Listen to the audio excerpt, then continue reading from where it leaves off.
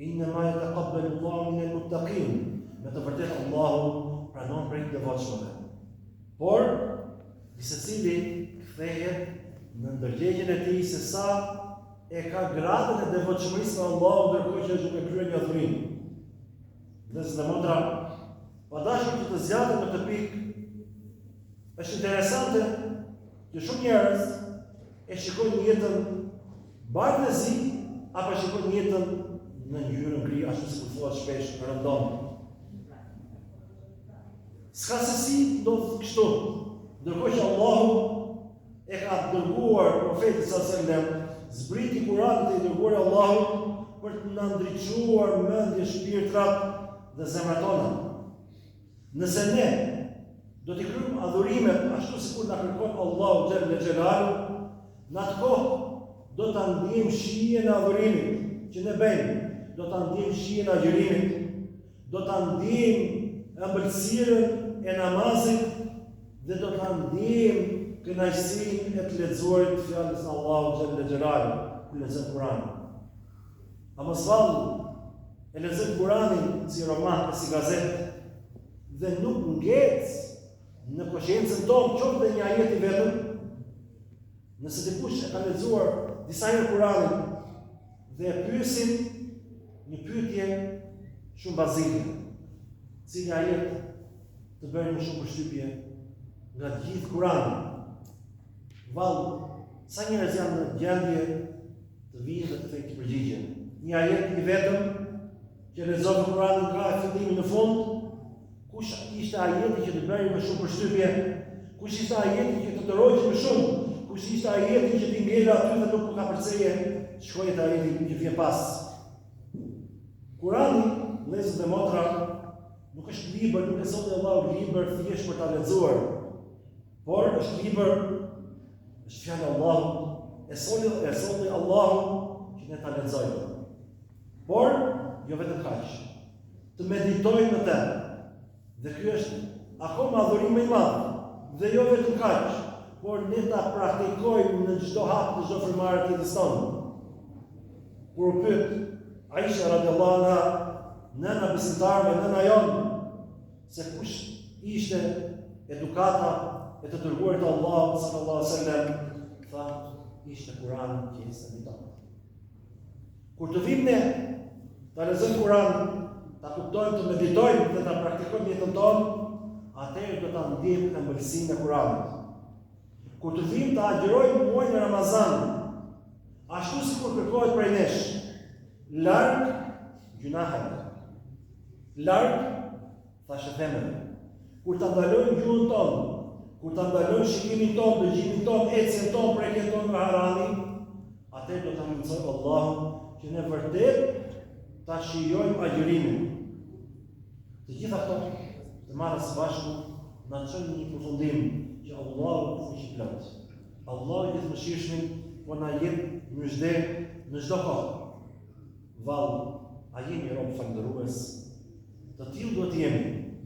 Pa zgjatur më shumë, desha që të kaloj dhe të themi dy fjalë për çështjen e dytë, e cila është po aq e domosdoshme për besimtarin sa çështja e parë. Pika e parë ishte fjala e profetit sallallahu alaihi wasallam, e fala abdan shakura, a mos jemi rob falëndërues ndaj Allahut xhallal xhelalu. Dhe pika e dytë, për cilën desha ndajme ju sot vëllezër dhe motra, është vetë llogaritja. Marrja e vetëve tona në llogari, para se të merremi në llogari në Allahu xhallal xhelalu, në takimin me Allahun në botë tjetër. Kjo botë është botë në të cilën ne punojmë dhe nuk ka llogari. Ndërsa bota tjetër është botë tek e cila ndahet mundësia, ndalohet mundësia për të punuar dhe për të vepruar, por do të japë llogari për çdo vepër dhe çdo fjalë që kemi bërë dhe kemi thënë në jetën e kësaj bote pranë këtij dynja.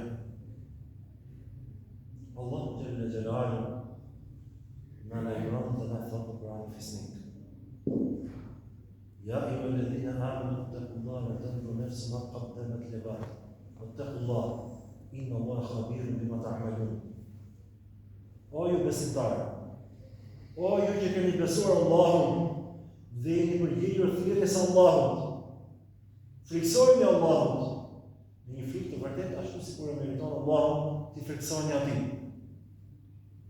Dhe të shoh gjithë secili se çfarë përparaqet për veten e vet.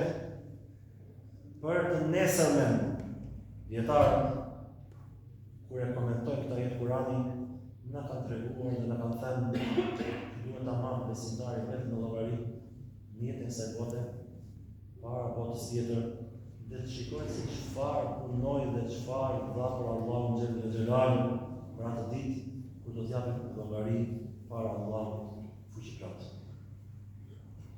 Të gjithë dietarët, duke filluar nga sahabët e Profetit sallallahu alajhi wasallam, na kanë treguar dhe na kanë thënë se marrja e vetes në llogari në jetën e saj bote për veprat që ne punojmë dhe veprojmë në jetën e saj bote na lehtëson llogarinë në botën tjetër.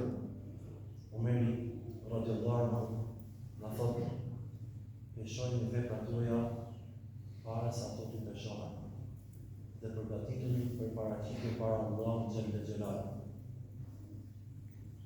Kush prej nesh po vepron kështu? Mejmuni ibn Hirani rahimahullahu taala na thotë një fjalë e cila është interesante. Dhe zë dhe motra duhet ta llogarisë njeriu vetëm dhe ta marrë në llogari ashtu si kur merr ortaku në llogari, por më fuqishëm se sa kaq. Dhe ortaku nuk e merr ortaku në llogari vetëm se pasi që ka kryer punën. Nëse nuk e merr ortaku në llogari dhe nuk e pyet, atëherë kjo kompani do të shkojë drejt falimentimit, sepse dikush i punon dhe tjetri i çon dëm. Kështu është dhe vetja jonë nefsi ynë. Inna nefse la'ammaratun bisu', vetja të nxit dhe të çon për punë të këqija.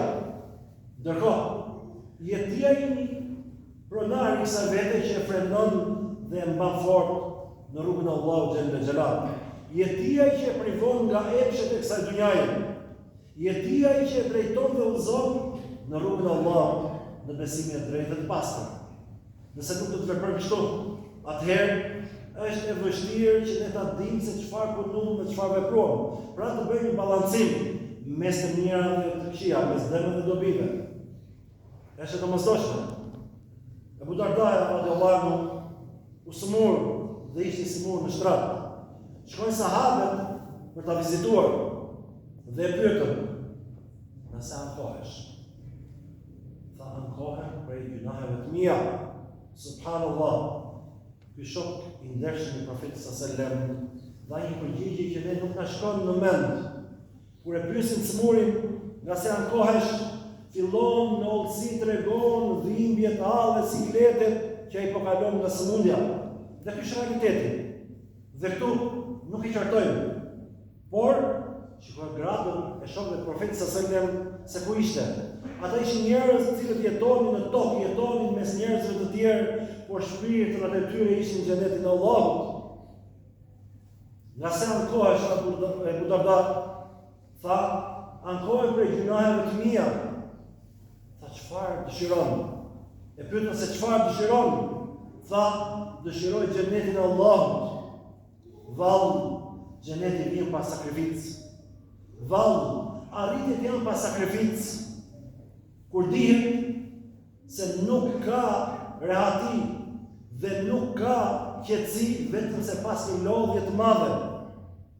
Dijeni vëllezër dhe motra se kush lodhet, kush përpiqet, kush ecën do të fitojë. Dhe Allahu xhelal xhelal kush kërkon, atij jep. Nuk mund të pretendojë një student që do rezultate të larta, të flejë gjumë, të shkojë për kafene, të bëjë pushime dhe të presë rezultate në fund. Por, nëse mundohesh, nëse e lodh veten, nëse e bind veten që ti do arrish, Allahu xhelal xhelal ta mundson. Dhe e kundërta, nëse ti pretendon se do të vinë gjërat ashtu vetvetiu, prit se ndoshta do të arrijë